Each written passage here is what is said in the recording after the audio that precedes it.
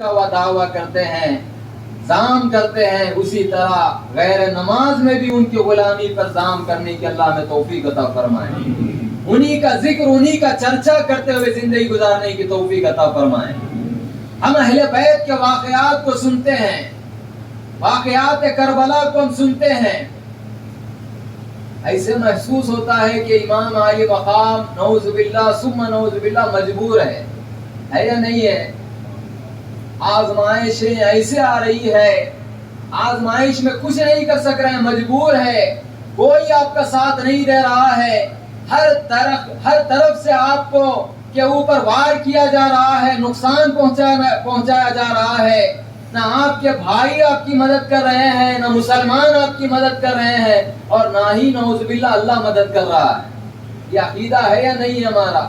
عقیدہ نہیں ہے تو لیکن شیطان تو یہ وسوسہ ڈالتا ہی ڈالتا ہمارے اندر، امام علی مقام کو اللہ مدد نہیں کرتا تو پھر ہمارے کو کہاں سے کرتا، ہمارے کو کہاں سے کرتا؟ بزرگوں، ہم نہیں سمجھنے کی وجہ سے بول رہے ہیں، وہ سمجھے ہیں اسی لیے اس وقت بھی وہ اللہ کا شکر ادا کر رہے ہیں، ہم نہیں سمجھے اسی لیے اللہ کے خلاف ہم گفتگو کر رہے ہیں۔ امام علی مقام سمجھے ہیں بزرگوں، مصائب و آلام کے وقت بھی، آزمائشوں کے وقت بھی، بزرگوں جب اللہ تعالیٰ آزمائش میں ڈالا اس وقت بھی سجدہ ریز ہو کر اللہ کی بڑائی کو بیان کر رہے ہیں، وہ سمجھے ہیں، ہم نہیں سمجھے اسی لیے گفتگو کر رہے ہیں۔ اللہ تعالیٰ میں سمجھنے کی توفیق عطا فرمائے۔ اللہ تعالیٰ کیا ارشاد فرما رہا ہے؟